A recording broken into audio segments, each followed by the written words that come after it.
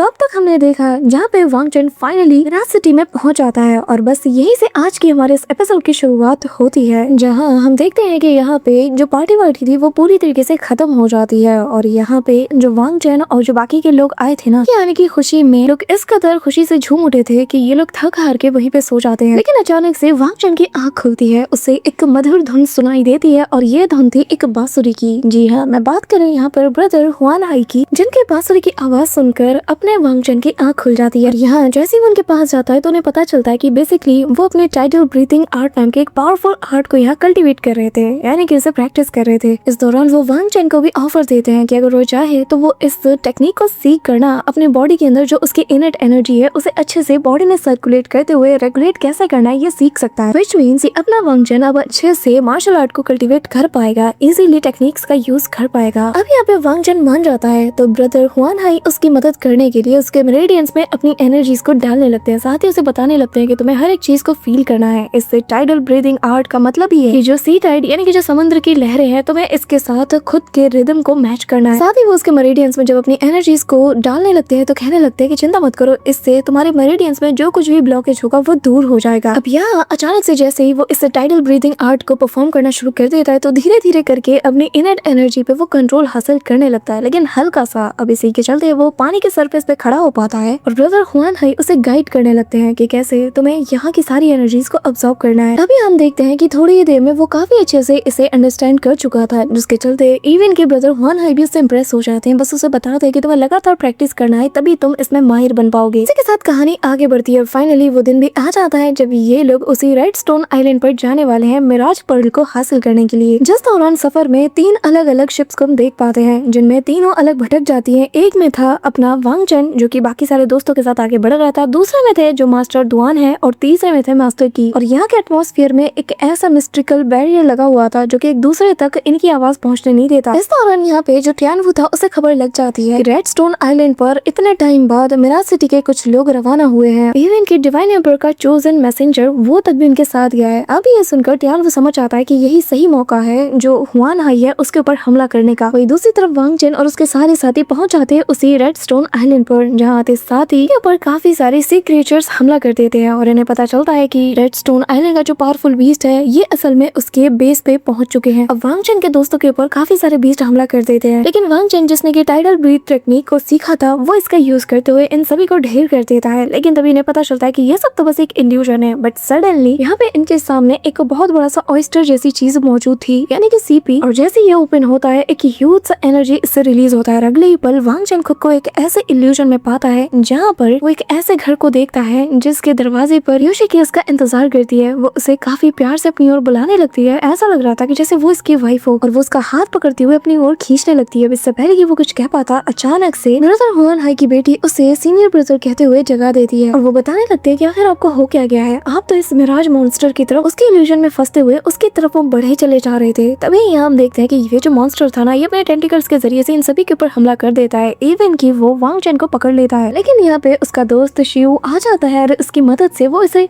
लेकिन तभी शिव मैदान में आते साथ ही चलाता है एक तीर और उसे आजाद करवा देता है। बट यहाँ पे इससे ये मॉन्स्टर और ज्यादा भड़क जाता है। इनका मोस्ट टारगेट यही था कि बस कैसे न कैसे करके उसके पास वो जो पर्ल है उसे हासिल किया जाए। लेकिन यहाँ ये लोग इतनी कोशिश करते हैं पर कोई भी इस मॉन्स्टर से डील नहीं कर पाता। बट सडनली यहाँ पर जो अपना वांग चेन है वो नोटिस कर लेता है कि ये जो पूरा का पूरा केव है यही इसके पावर सोर्स का कोर है और यहाँ इसी को ही पूरी तरीके से डिस्ट्रॉय करते हुए वो जो नुकीली चट्टानें ऊपर लटक रही थी ना ये सीधा उसी पर ही हमला करवा देता है शिव के जरिए से। बस फिर क्या, उसी चीज से ये मॉन्स्टर उसके नीचे दब के मारा जाता है, जिसके साथ ही ये लोग उस मिराज पर्ल को हासिल कर लेते हैं। और अब बस इन्हें अपने बाकी के दोस्तों को ढूंढना है और मिराज सिटी की तरफ जल्द से जल्द रवाना होगा, जहाँ ऑलरेडी हम देखते हैं कि वाटर क्लैन के काफी सारे लोग अपनी शिप को लेके पहुंच चुके थे। और यहाँ मिराज सिटी के जो सिपाही थे उनमें से ज्यादातर लोगों ने इन्हें देख लिया था और जैसे ही वो इन्फॉर्म करने चाहते हैं उनसे पहले ही इनका काम तमाम कर दिया जाता है और सीक्रेटली जो एंट्रेंस था उसे भी ओपन कर देते हैं, जिससे वाटर क्लैन की ये जो सारे के सारे सारे वॉरशिप्स थे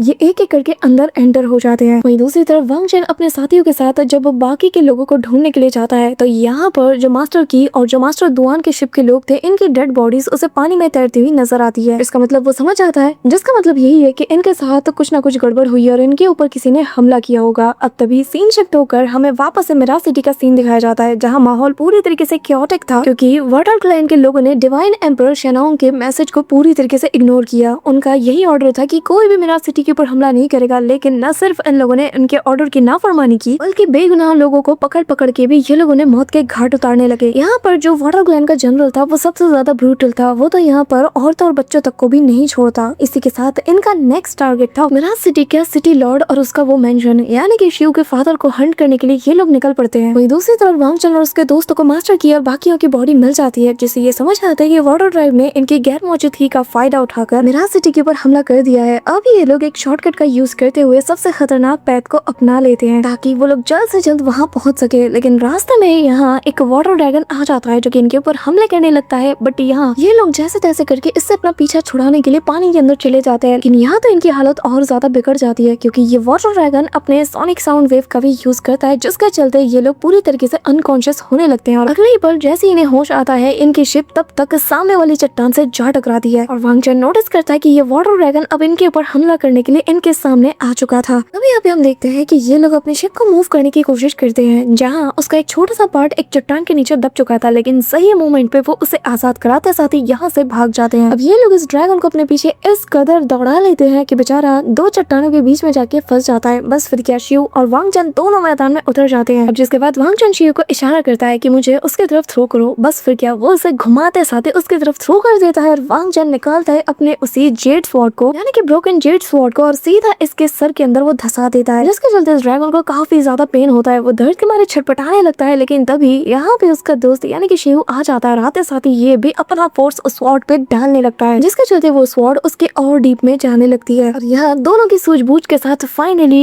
ये लोग इस जायंट से ड्रैगन को निपटा चुके थे। वहीं दूसरी तरफ हमें यहाँ पे शिलोंग को दिखाया जाता है जो कि यहाँ पर बस कैसे न कैसे करके मिराज सिटी के अंदर दाखिल होकर यहाँ पे खून खराबा करना चाहता था, बट यहाँ जो वाटर ड्राइव का लॉर्ड यानी कि त्यानवू यानी कि इसके फादर ने इसके जनरल से साफ कहा था कि चाहे जो हो जाए मेरे बेटे को यहाँ पे जाने मत देना, ये कुछ ज्यादा ही उतावला है, कोई ना कोई गड़बड़ जरूर कर देगा, बेहतर है उसे अपने साथ ही रखना और लोगों पर निगरानी करना। लेकिन यहाँ हम देखते हैं कि शिलोंग जो है वो उस बंदे को बहला फुसला के अपनी साइड कर ही लेता है कि अगर हम यहाँ पे हाथ धरे बैठे रहे और हमने बैटल में कुछ भी अपना योगदान नहीं दिया तो फिर हमारी वाहवाही कौन करेगा। हाँ, ऐसा नहीं हो सकता, हमें तो उस मैसेंजर को पकड़ना होगा। ये सुनकर तो अब सभी लोग एग्री कर जाते हैं, बट सडनली इनके सामने जो वांग चेन की शिप है वो इमर्ज होती है। वांग चेन को अपने नजरों के सामने देखकर शिलोंग के खून में आग लग जाती है। वो कहने लगता है कि फाइनली आज मैं इसे मार के रहूंगा, ये तो मेरे सामने खुद चल के आ गया। हाल बिगड़ता हुआ देखकर जो वांग चेन है वो बाकी दोस्तों से कहने लगता है कि तुम लोग यहाँ से आगे बढ़ो, इसे मैं देखता हूँ। इसी के साथ वांग चेन उसे चढ़ाते हुए कहने लगता है कि क्या हुआ, पिछली बार की धुलाई भूल गए क्या, तो तुम वापस से यहाँ पर बेइज्जती कराने के लिए आ गए हो। जिस पे शिलोंग कहने लगता है कि तुम कुछ ज्यादा ही बोल रहे हो, तब तो तुम्हारी मदद करने के लिए वो सेंट्रेंस मौजूद थी, लेकिन लड़के अब तुम क्या करोगे। हाँ, अब यहाँ पे वो सीधा वांग चेन के ऊपर हमला कर चुका था, लेकिन वांग चेन भी किसी से कम थोड़ी था। वो हवा में जंप करते साथ ही उस चेन को पकड़ते साथ ही अपनी तरफ इसे पुल करता है और घुमा के सीधा इसे अपनी शिप पे ले जाके पटक देता है। अब यहाँ वांग चेन की बढ़ी हुई ताकत देखकर ये बंदा कम्प्लीटली स्पीचलेस हो जाता है और वांग चेन उसे चढ़ाते हुए कहता है कि क्या हुआ, डर लग रहा है। जो सुनकर शिलोंग उसके ऊपर दे दनादन हमले कर देता है, लेकिन वांग चेन तो उसके हर एक अटैक से डॉज करते हुए उसे पूरी तरीके से स्पीचलेस कर देता है। अब तभी वांग चेन के ऊपर वो अपने डार्क पाइथन से हमला कर देता है, जहाँ पर एक से ज्यादा पाइथन्स एक साथ वांग चेन के ऊपर हमला कर देते हैं। लेकिन वांग चेन भी जानता है कि अब बारी आ चुकी है कि वो अपनी प्रैक्टिस को यहाँ प्रैक्टिकल इस बैटल में यूज करे। बस फिर क्या, वो यहाँ पे टाइट ब्रीथ टेक्निक का यूज कर देता है, जिसके चलते इतनी ज्यादा एनर्जी इसकी बॉडी में फ्लो होने लगती है कि जैसे देखते साथ ही शिलोंग तक शॉक्ड हो जाता है और वो इस टेक्निक को अच्छे से जानता है। जिसके बाद भाई साहब यहाँ पे वांग चेन उसके ऊपर डोमिनेट करता है। इतनी ज्यादा उसकी स्पीड हो जाती है कि कोई भी एक अटैक इसके आसपास भी भटक नहीं पाता शिलोंग का, जिसके चलते वो एक सिंगल स्ट्राइक से ही शिलोंग को निपटा देता है और उसे यहाँ से उठाते हुए सीधा पैलेस की ओर बढ़ने लगता है, क्योंकि वो यहाँ पे अच्छे से समझ चुका है कि सिर्फ वाटर ड्राइव के यंग मास्टर के जरिए से ही वो इस बैटल को रोक सकता है। और अब तभी वाटर ड्राइव का जनरल आते साथ ही इसके ऊपर हमला कर देता है और वो काफी सारे अटैक करके फाइनली अपने उन्हीं स्वॉर्ड के जरिए से, जिनके पास आइस एट्रीब्यूट की पावर थी, वांग चेन को अपने क्रिस्टल्स में जकड़ लेता है और साथ ही उसके पास है शिलोंग को भी वो आजाद करा लेता है। और अब यहाँ पे वांग चेन पूरी तरीके से बर्फ में दबने वाला था। इस दौरान यहाँ पे वो जनरल बताने लगता है कि वैसे लड़के तुम्हारी जानकारी के लिए बता दो कि सो कॉल्ड मिराज सिटी को तुम बचाने के लिए इतने ज्यादा उतावले हो रहे हो ना, यहाँ के ही वो वाइल्ड हीरोज है जिनमें से एक ने गद्दारी की और हमारा साथ दिया है ताकि हम मिराज सिटी को पूरी तरीके से बर्बाद कर सके। और पता है उसने ऐसा क्यों किया? बस कुछ ट्रेजर्स और कुछ चीजों के लालच के चलते। तुम्हारा सो कॉल्ड ये मिराज सिटी ना, ये बस नाम का ही एक आयरन बॉल है। अब यहाँ पे वो इनके वाइल्ड हीरोज के बारे में काफी बुरी बुरी चीजें कहता है, लेकिन ये सुनते साथ ही भाई वांग चेन को काफी ज्यादा गुस्सा आता है, इतना ज्यादा कि उसका जो फायर एलिमेंट है वो इस इमोशन के चलते ट्रिगर हो जाता है और वो इतनी पावरफुल फ्लेम्स को जनरेट कर लेता है कि जिससे ये पूरा का पूरा आइस क्रैक कर जाता है और बाहर आते साथ ही चिल्लाते हुए कहने लगता है कि आखिर तेरी हिम्मत कैसे हुई कि तो हमारे वाइल्ड हीरोज के बारे में ऐसा कुछ बोले। जिसके बाद वांग चेन आता है, पकड़ता है शिलोंग और यहाँ से 9-2-11 हो जाता है। उसकी स्पीड और उसके फायर एलिमेंट को देखते साथ ही जो यहाँ पे जनरल था ना, वाटर जनरल, उसके होश उड़ चुके थे, क्योंकि वाटर एलिमेंट के साथ साथ फायर एलिमेंट दोनों को एक साथ इतने अच्छे तरीके से कंट्रोल कर पाना ये कोई आसान चीज नहीं है। वही दूसरी तरफ हम योशिकी को देखते हैं जिसे कि वांग चेन की काफी ज्यादा फिक्र हो रही थी, क्योंकि वो जानती है कि जो मिराज सिटी है उसके लोगों को तो उसका भाई नहीं छोड़ने वाला। इवन कि मैसेंजर होने के बावजूद भी वांग चेन को वो मौत के घाट उतार देगा, तो वो ऐसा कभी नहीं होने दे सकती थी। बस फिर क्या, वो उसकी मदद करने के लिए निकल पड़ती है। वहीं दूसरी तरफ वो वाटर ड्राइव का लीडर त्यान वो पहुंच जाता है सीधा मिराज सिटी लॉर्ड के सामने और आते साथ ही उसे सरेंडर करने को कहता है, लेकिन यहाँ वो मना कर देता है और कहता है कि तुमने जिन लोगों को मारा है ना, मैं मरने के बाद उन्हें मुंह नहीं दिखा पाऊंगा अगर आज मैंने तुम्हारे सामने सरेंडर कर दिया। जिसके बाद हुआन हाई भी निकालता है अपनी स्वॉर्ड को और कहने लगता है कि आज तेरे कर्मों का हिसाब तो मैं लेके रहूंगा। लेकिन सही वक्त रहते यहाँ पे वांग चेन आ जाता है और वो आते साथ ही सबसे पहले सिटी लॉर्ड और ब्रदर हुआन हाई को बता देता है कि हमारे बीच एक ऐसा पर्सन है जो कि वाटर ड्राइव के साथ मिला हुआ है और ये जो हमला है ये सब कुछ उसी का किया धरा है, उसी के चलते लोग यहाँ अंदर आ पाए हैं। तभी इससे पहले कि कोई कुछ कर पाता, अचानक से सिटी लॉर्ड के ऊपर हमला हो जाता है पीछे से और इस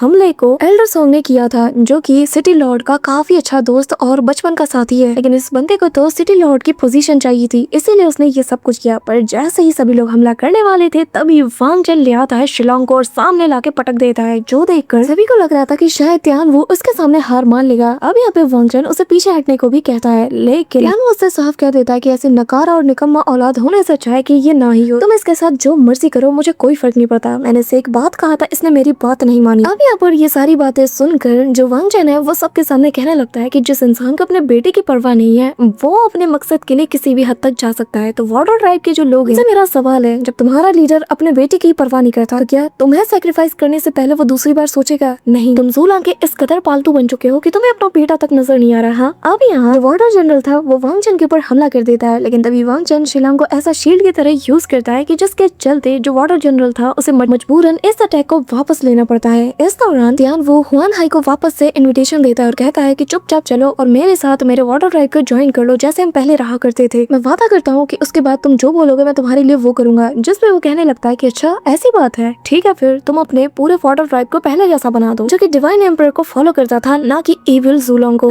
अदर ड्राइव के साथ तुमने अपने वॉर को डिक्लेयर किया है, तुम्हें उन सभी को पूरी तरीके से खत्म करना होगा और एक कॉन्ट्रैक्ट भी साइन करना होगा कि जिसके चलते आने वाले टाइम पे तुम कभी भी किसी ट्राइब के ऊपर किसी भी रीजन के चलते हमला नहीं करोगे। सारे बुरे इरादों को तुम्हें पीछे छोड़ना होगा, तो ही मैं तुम्हारे पास वापस आऊंगा। ये सुनकर त्यान वो हंसता और कहने लगता है कि फिर तो तुम फाइट के लिए रेडी हो जाओ, क्योंकि मैं तुम्हें जिंदा ना सही लेकिन मुर्दा हालत में जरूर अपने साथ ले जाऊंगा। अब इस दौरान बीच में वांग चेन बोलने की कोशिश करता है और वो यहाँ पे हुआन हाई को पीछे हटने को कहता है, लेकिन अभी त्यान वो वांग चेन के ऊपर हमला कर देता है। लेकिन हुआन हाई वांग चेन से कहने लगता है कि जल्द से जल्द अपनी जो एनर्जी है उस पर फोकस करते हुए उस ची एनर्जी को अपने पूरे बॉडी में सर्कुलेट करो, तभी तुम इसे डिस्ट्रॉय कर सकते हो। अब यहाँ पे बिल्कुल एग्जैक्टली वांग चेन ऐसा ही करता है और कुछ ही पलों में वो अपनी पूरी बॉडी में इस एनर्जी को इस कदर फैला देता है कि अगले ही पल वो त्यानो के इस डेमोनिक सप्रेशन को पूरी तरीके से नलीफाई कर देता है और तलवार तानते हुए उसके बेटे शिलोंग से कहने लगता है कि ठीक है, फिर मैंने तुम्हें तुम्हारे बेटे को बचाने का एक मौका दिया था, लेकिन अब जबकि तुम्हें इसकी परवाह नहीं तो फिर मैं ही इसका काम तमाम कर देता हूँ। अब तभी वांग चेन अपनी तलवार को चला चुका था इसे निपटाने के लिए, यानी कि शिलोंग को खत्म करने के लिए, लेकिन तभी जैसे उसकी स्वॉर्ड उसके नेक तक पहुंच पाती है, यहाँ पे ब्रदर हुआन हाई वांग चेन को रोक देते हैं और उसे बताने लगते हैं कि इस वक्त हम ऐसी पोजीशन में नहीं है कि हम इसे मारना अफोर्ड कर पाए। वैसे भी मिराज सिटी लॉर्ड की पोजीशन तुम देख ही सकते हो कि वो इस वक्त किसके पास है। एक बार माहौल बस हमारे सिचुएशन के अकॉर्डिंग हो जाए, उसके बाद इसका क्या करना है ये तुम अकेले डिसाइड कर लेना। अब यहाँ हुआन हाई वापस से त्यान वो को कन्विंस करने की कोशिश करता है कि एक हाथ से अपने बेटे को लो और दूसरे हाथ से जो सिटी लॉर्ड है उन्हें आजाद कर दो और यहाँ से चुपचाप चले जाओ। लेकिन त्यान वो तो पूरी तैयारी करके आया था और वो इसके किसी बातों में नहीं आता और उल्टा इससे कहने लगता है कि तुम्हें क्या लगता है कि मैं तुम्हारी बातों में आ जाऊंगा? हाँ, तभी वो यहाँ पर अपनी झूठी कहानी सभी को सुनाना शुरू कर देता है। असल में ये जो वांग चेन है जो कि हमारे सामने डिवाइन एम्पर का मैसेंजर बनने का नाटक कर रहा है, तो असल में हुआन हाई और इस वांग चेन दोनों के मिली भगत है, क्योंकि मुझे मेरे सूत्रों से पता चला है कि जहाँ पर जिस माउंटेन के ऊपर हमारे डिवाइन एम्परर कल्टीवेट कर रहे थे, वहाँ पर हुआन हाई ने ही वांग चेन के जरिए से उनके ऊपर एक ऐसा जानलेवा हमला करवाया जिस वक्त वो काफी ज्यादा इंजर्ड सिचुएशन में थे और बस उनकी घायल हालत का फायदा उठाकर ही इसने इस टोकन को हासिल किया होगा। साथ ही वो ये भी बताता है कि उसकी जो वाटर टाइप की जो मेन सिटी है शनलॉन्ग, वहाँ पर जाकर भी इसने लोगों को बरगलाने की भरपूर कोशिश की। मैं तो यहाँ पर शांति का दूत बनने आया हूँ ताकि मैं यहाँ पर इस हुआन हाई और जो वांग चेन है 5 मेजर क्लैंस के बीच में आपस में मतभेद पैदा करके हमारे बीच फूट डालकर राज करना चाहते हैं। तो बस मैं इसके बुरे इरादों के चलते इसे आज यहाँ पे खत्म करने के लिए आया हूँ। और चिंता मत करो, अगर सच्चाई का साथ देने के लिए मुझे मेरे बेटे को भी सैक्रिफाइस करना पड़े ना, तो फिर मैं तियानवू, मैं इससे भी पीछे नहीं हटूंगा। इवन की अगर मुझे मेरा घर परिवार सब कुछ सैक्रिफाइस करना पड़े तो मैं वो भी करूंगा। अभी यहाँ अपने बाप को इस कदर इतने लेवल का झूठ बोलता हुआ देखकर खुद शिलोंग भी हैरान था, लेकिन अपने लीडर के मुंह से ये बड़ी बड़ी बातें सुनकर ना तो जो वाटर टाइप के लोग थे इन्हें बड़ा अच्छा लगता है। तभी यहाँ पे जो हुआन हाई की बेटी शियान थी वो कहने लगती है कि बेहतर यही होगा कि अपने 2 टके के मुंह से ये बकवास करना बंद कर दो। मेरे फादर क्या है और वो कितने ज्यादा ईमानदार है, इसके बारे में मुझे किसी को भी सफाई देने की या उन्हें बोलने की जरूरत नहीं है। तभी वाटर जनरल वांग चेन से कहने लगता है कि बेहतर यही होगा कि यंग मास्टर को छोड़ दो। वैसे भी इस वक्त तुम्हारा जो सिटी लॉर्ड है ना हमारे रहमो करम पे है और साथ ही ये पूरी की पूरी सिटी भी। तभी यहाँ पे वांग चेन कहने लगता है कि अच्छा, तो इसका मतलब तो ये है कि चाहे मैं कुछ भी करूँ मेरा मरना तो तय है। तो एक बात बताओ, मैं शिलोंग को छोड़कर क्यों मरूं? मैं अगर मरूंगा तो इसे लेके मरूंगा। यहाँ पे ये सुनकर उसे गुस्सा आ जाता है, लेकिन जैसे ही वो वांग चेन पे हमला करने जाता है ऑलरेडी वांग चेन शिलोंग को अपनी तलवार की नोक पे इतना टाइटली रखता है कि उसके गले में हल्का सा स्क्रैच पड़ जाता है, जिसे देखते साथ ही यहाँ पे वाटर जनरल के कदम रुक जाते हैं। वो समझ जाता है कि वांग चेन 1 नंबर का सनकी है। तो अब वो यहाँ पे तियानवू के साथ प्लानिंग करना शुरू कर देता है कि सबसे पहले हमें यहाँ पर यंग मास्टर को छुड़ाना होगा, जिसके चलते वो